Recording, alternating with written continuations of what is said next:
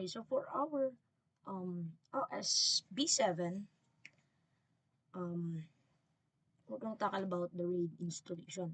No, so first step is to open your VirtualBox and then start your Windows Server 2008 R2.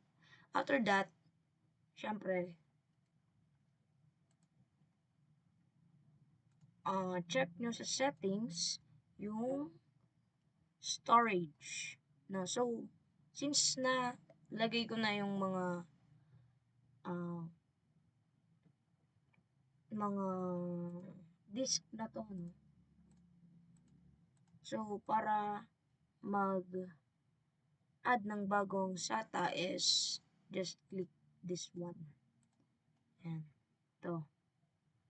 And then, create an initial disk by clicking the create. So, ayan. Hindi siya makapag-create eh. Pero ayan, may gawa na ako dyan. And then, proceed by just clicking next. Here. And then, set the size of the hard disk.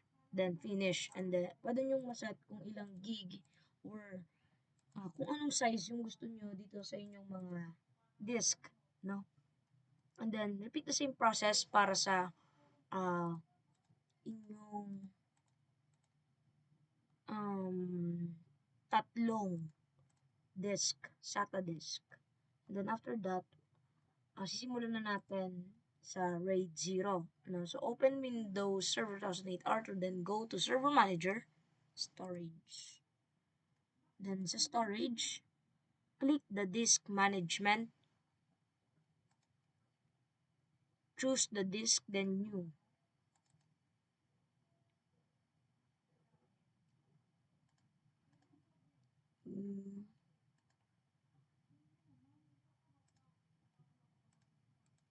Sample is disk 1.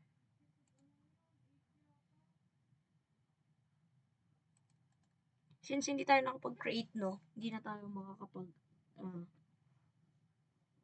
makakapag-click ng disk since lahat ng disk dito is naka-set na mula disk 0, 1, 2, 3. So, disk read. Okay. So, after that, click next. Then, add disk 1 and disk 2, no? Disk 1 and disk 2, lalabas yung gantong format na nakalagay new strip volume. I-add mo lang yung disk 1 and disk 2 dito sa selected and then just click the next button. And then, set as default. Then next, rename the volume label, and then, which is this, RAID 0. Then set as default, and then just click next.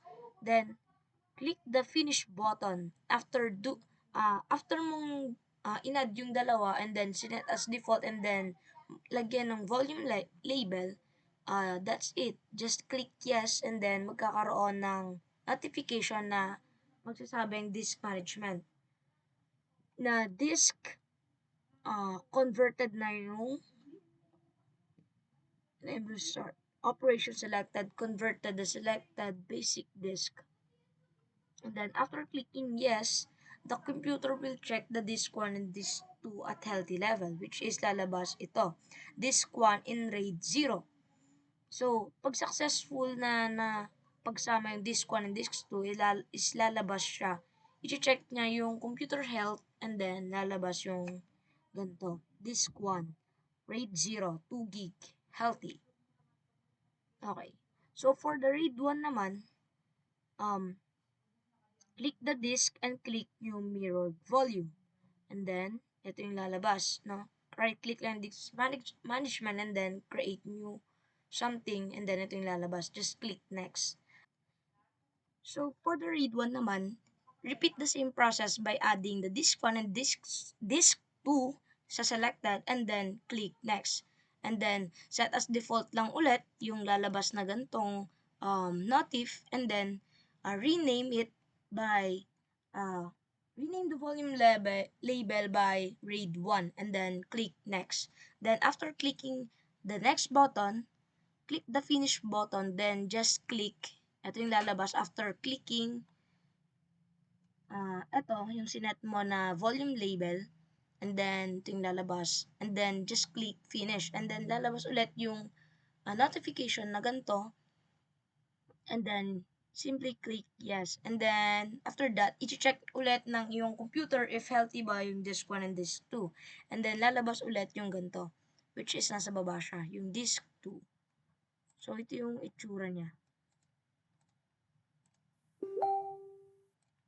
Disk 2. Yan, RAID 5, 2 gig. And then for the RAID 3 naman, hindi magkaparehas ng way yung RAID 0. Same ng process yung RAID 0 and 1, but for the RAID 3 is iba naman. So for the RAID 3 is first you need to initialize the RAID. I-access mo yung RAID controller and then create a new RAID which have a 3 array, and then select disk and designate one as a parity drive. And then after that, format the RAID 3 volume. Then verify the RAID works and restore data if needed. After that, monitor the status of the RAID. Sa monitor the status of the RAID, dito ulit is i-check ng computer if healthy ba yung disk na pinag-add mo. And then for the RAID file naman is ganun lang din, click the disk, disk management, right click, and then create new.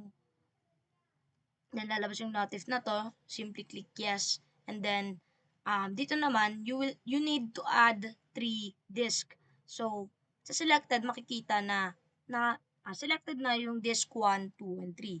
Then simply click yes. Then set as default the following, and then rename the volume label to RAID 5. After that, click the finish button, then just click yes. And then after clicking yes, the computer will check the disk 1, disk 2, and 3 at healthy level. And then that's it. So since huling ginawa ko yung RAID 5, no, siya lang yung makikita nyo dito kasi para magawa yung RAID 0, 1, 3 is for the RAID 0, syempre since wala pang laman is siya yung unang lalabas dito, RAID 0 nakalagay dyan. And then after that, para makapag-create ka ng bagong RAID is need mong i-delete yun. So ganun, same process. Pagkatapos ng RAID 1, delete yung RAID 1 and then RAID 3. And then RAID 3, RAID 5. So as you can see, yung latest ko dito is RAID 5 since RAID 5 yung huling ginawa natin. So that's it.